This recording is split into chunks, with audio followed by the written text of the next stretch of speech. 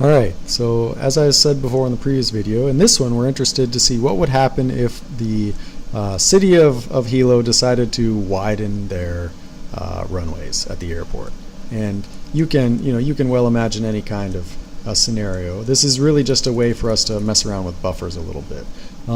So we can see we've got our center line here. I'm going to use this measure tool to see how far it is from the center of the runway currently to the edge, and it looks like it's about 25 meters.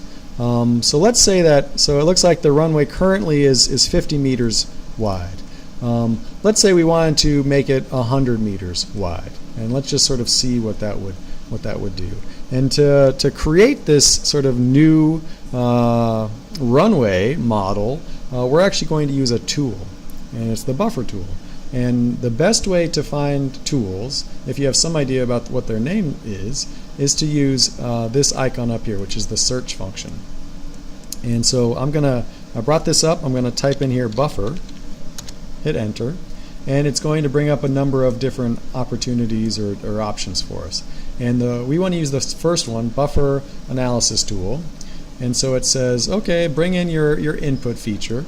And I always show the help on these guys because it's got pictures and all sorts of very useful values. So in this one, the example is they've got point data, they created a buffer of a certain radius, and then they dissolved that so it's, if there's any overlap, that just turned into a single shape.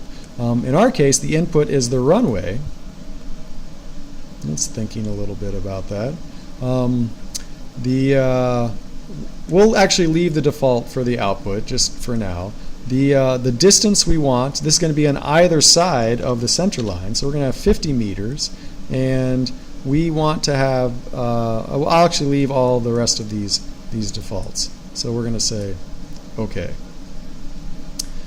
So what should happen is down here it's got this little globe here, which means that it's starting to think a little bit. And shortly what it should do is it should generate a new polygon, and there it is, and it's off screen for you all, but you get a little message in the bottom corner of your screen that hopefully will be a little green check with a hammer next to it that says the buffer was successful. And if I zoom back a little bit, we can see that we've created this new purple shape. Right? And so it's gone, and this is what the airport would look like if they widen their runways, right?